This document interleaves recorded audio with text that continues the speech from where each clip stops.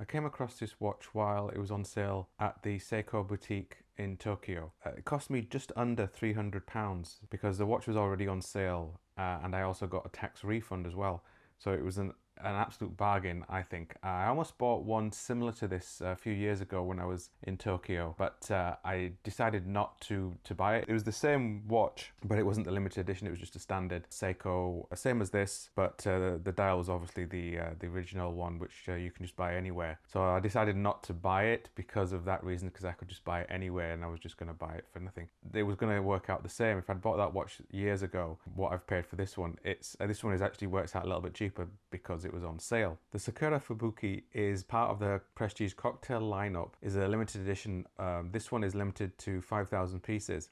So let me give you some dimensions of the watch. It's 40 millimeters from side to side, 47 millimeters lug to lug, 12 millimeters thick. And most of that thickness, I think it's almost 12 millimeters, is that of the domed Hazelite crystal. This is Seiko's own proprietary crystal that they make. I actually prefer it to sapphire. It has more of a warm feel to it. It does scratch, but you can just polish the scratches out. Inside the Sakura Fubuki, it's Seiko's own in-house caliber 4R57, which is a 29 jewel movement. It shows the gold rotor. The 4R75 movement is not a very pretty movement, so I don't really understand why they made a display case back. I would have much rather have had just a solid steel case back with some sort of engraving on there. With the display case back, you can't really see much at all. You can really just see about 30% of the movement. The rest of it is just nothing really. It's nothing to look at, nothing spectacular. They have decorated it slightly. The gold rotor they've added, but the gold rotor I don't think is anything special. It's made, it's definitely not going to be made from gold. It has a power reserve indicator on the dial, which shows a 40-hour power reserve. It's a very big indicator. A lot of other power reserve watches just have a small indicator. One of the things I don't like about on the dial is the date display. I really don't like the way they've done that. I would have much rather have just had a small date, 3 o'clock or even at 6 o'clock. This just, it's so hard to read. It's very small. You've got to really focus. You just can't look at it like you would with a normal date function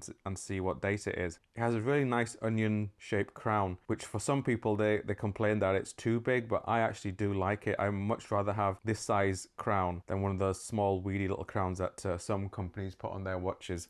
Now it's got applied hour markers all the way around. The Seiko logo is also applied. It just looks like it's floating on top of the dial. I don't know how they've done that, but it just looks fantastic. And then it says Prestige Automatic. For me, too much text on the dial. I think it would have been just nice to have Seiko on the dial and that's it. Take out the Prestige, take out Automatic. I don't need to know that it's an automatic. I can see that. And I also don't need to know it's from the Prestige class. You can just see next to the crown on the back, it has this little magnet logo. That tells you it's anti-magnetic. I didn't realize it was anti-magnetic when I bought it, but that's just a nice little thing to know. The watch comes with this brown crocodile strap, which is really nice, nicely made, and I think it suits the watch. I haven't used this strap at all. I've taken it off and used it on various other straps. One of the reasons is I want to keep the strap as original as possible, so when I do come to sell the watch, I can sell it with this strap, and that way whoever buys it has the original strap and also the buckle. Now the strap is on, a lot of people think is the wrong way around. So you have the longer end at the top and the shorter end at the bottom. So when you put the watch on your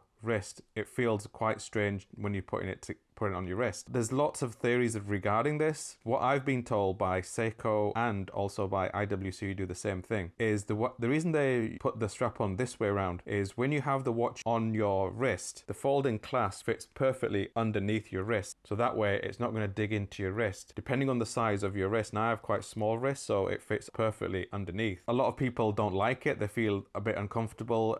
They say that because when they put it on, it sometimes catches their trousers or it catches other parts of their clothing or the jackets and so on. You can just simply take it off and put it the other way around if you want to. I don't see why people make such a big issue about it. It's not such a big deal. It takes less than a minute to swap the straps around, so if you don't like it this way, simply change it around. The watch was created by the Star Bar owner Hisashi Kishi in Ginza, Tokyo, in partnership with Seiko Japan. It was inspired by the cocktail Sakura Fubuki, which is a mixture of gin shaken with melted ice, the texture which provides the name. The standout point of the watch is the dial. It's a lot more subtle than the other ones. It just gives it a really nice textured look to it. And when you look at it closely, you can see all the intricacy of the dial. For a watch which retails for around about £500, I think they've done a fantastic job. If this had had a Swiss company on the dial, it would have been probably 10 times the price. And considering you're getting an in-house movement. Now this may annoy a lot of people, especially Grand Seiko owners, but I'm not a fan of the Grand Seiko range. And one of the reasons is watches like this. I think this watch, for the price you get, is absolutely amazing value for money. Grand Seikos are wonderful. I've seen them, but I just cannot bring myself to buy one. And it's because I look at a watch like this, which has cost me about £300. A Grand Seiko is going to be 3,000 plus, so it's more than 10 times the price of this watch. Now, is it worth it? Yes.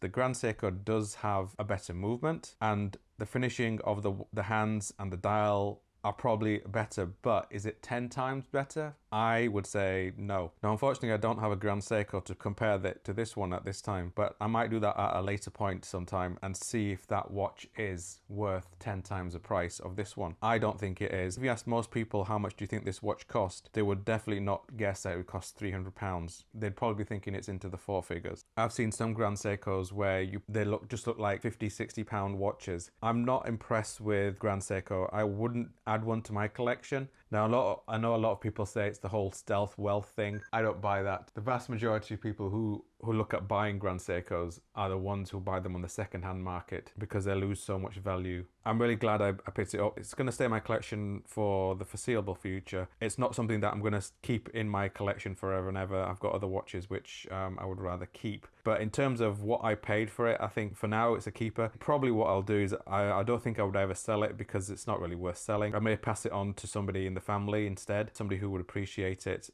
For £300, it's an absolute bargain.